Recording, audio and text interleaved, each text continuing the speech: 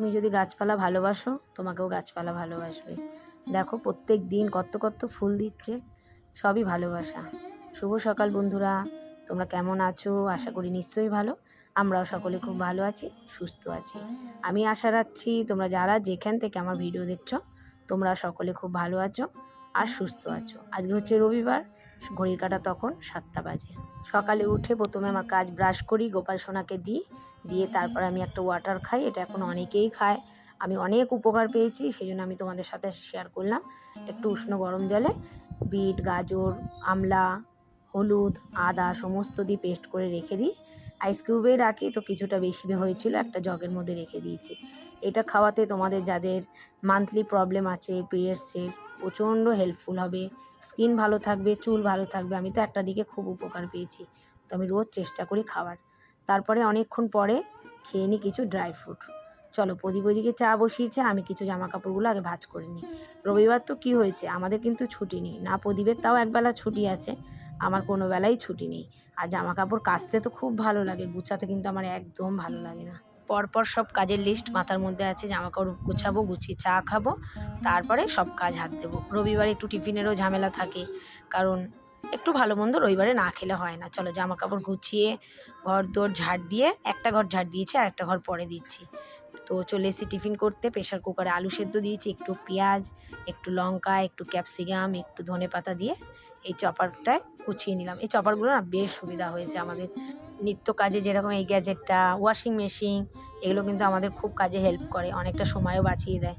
কারণ এখন ইউটিউবে কাজে নামার পর তো সময় কোথা দিয়ে চলে যায় কিছুই বুঝতে পারি না।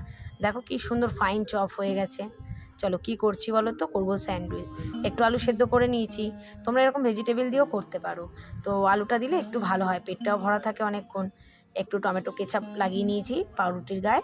এবারে ওইদিকে তোমার স্যান্ডউইচ মেকারটা, এটাও একটা গ্যাজেট, এটাকে গরম করতে বসিয়ে দিয়ে এই যে পাউরুটিগুলো সব স্টাফিং ভরে রেডি করে নিলাম। এবার একটু বাটার দিয়ে সেঁকে নিলে ব্যাস, হেলদি ব্রেকফাস্ট একদম রেডি। খেতেও ভালো লাগে, পেটেও অনেকক্ষণ থাকে। আর একটু বাটার লাগিয়ে নিলাম মানে স্যান্ডউইচ মেকারটার মধ্যে। এবারে চলো, একদম দোকানের মতো, দেখতেও ভালো লাগে, খেতেও বেশ ভালো লাগে।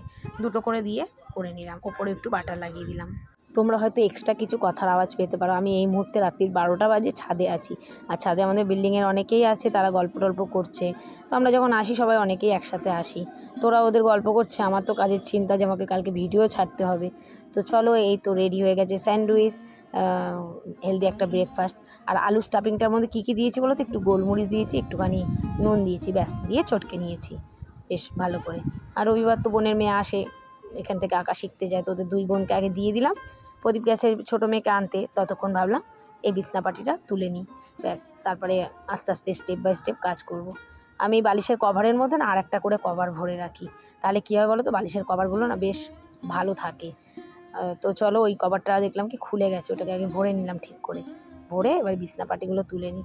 ওই দিকের ঘরের কাজ মোটামুটি আমার হয়ে গেছে, কারণ একটা ঘরের কাজ করে নিয়েছি।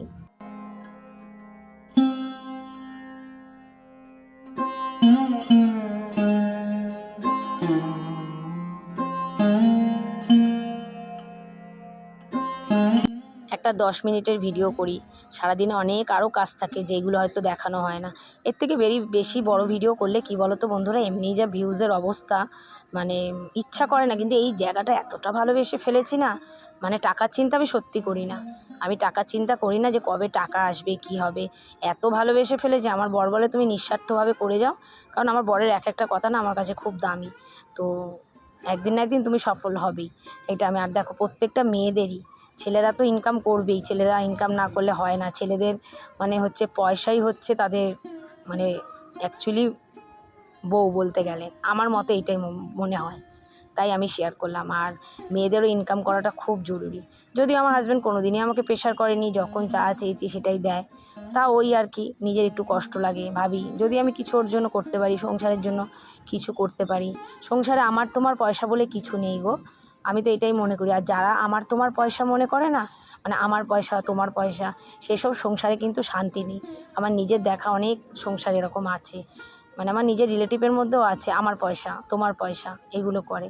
এগুলো করাটা একদমই ভালো না, কারণ একটা স্বামী অক্লান্ত পরিশ্রম করে এত বড় সংসার সামলায়, প্রচুর স্ট্রাগল থাকে, প্রচুর চিন্তা, ইএমআইয়ের চিন্তা থাকে। আমার স্বামীর তো অনেক চিন্তা, ওই জন্য আমি আমার দিক দিয়ে আমি বলি। কথাগুলো হয়তো অনেকের কাছে খারাপ লাগতে পারে, কিন্তু আমার কাছে খুব একটা দামি কথা। চলো, অনেক কথা বলে নিলাম, এবার ফার্নিচারগুলো মুছে নিলাম। প্রত্যেক দিন কিন্তু আমার ফার্নিচার মোছা চাই, কারণ আমার মনে হয় কি প্রত্যেক দিন কাজটা করে নিলে কি হয় বলো তো, অনেকটা হালকা থাকে কাজটা।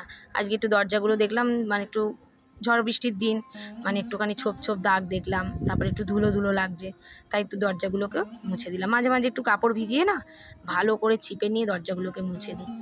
ঘরটর মুছে না পুরো ক্লান্ত হয়ে গেছি জানো তো, তার আগে জামাকাপড় ভিজিয়ে রেখেছিলাম। এসেই বাথরুমে এসে আগে এক মগ জল ঢেলে নিলাম, পারছিলাম না, এত গরম পড়েছে এত। তো চলো, মাঝে মাঝে আমি তো হাতে কেচেই নিই, বেশিরভাগই আমি কেচে নিই, কারণ রেগুলারের জামা কাপড় লাগে না মেশিন ব্যবহার করতে। হ্যাঁ, বিছনার চাদর, তারপরে জিন্স, এগুলোর জন্য আমি বেশিরভাগ মেশিন ব্যবহার করি। স্নান করে পুজো দিয়ে আজকে আর দেখালাম না। তো তারপরে চলে এসেছি আমি একেবারে ঘরে রান্না করতে।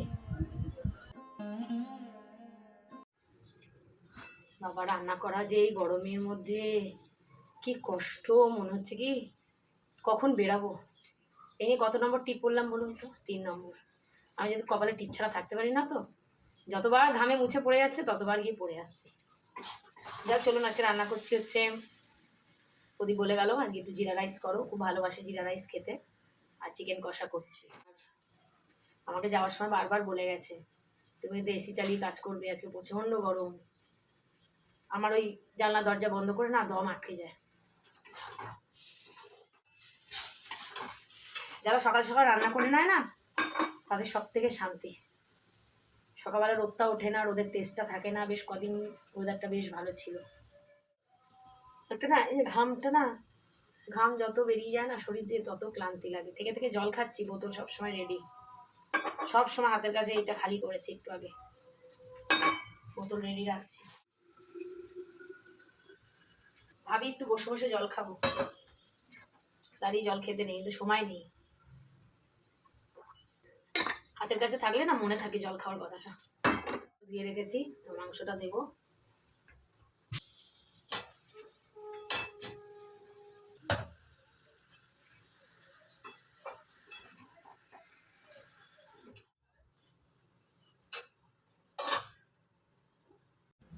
চলো জিরা রাইসটা করব। একটু ধনেপাতা কুচিয়ে নিয়েছি, একটু রসুন আর পেঁয়াজ এই চপারে কুচিয়ে নিয়েছি।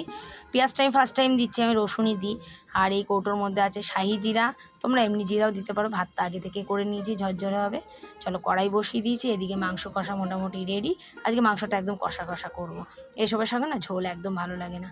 কড়াইতে একটু বাটার দিয়ে দিয়েছি, বাটারটা গরম হলে একটু শাহি জিরা দিয়ে দিলাম।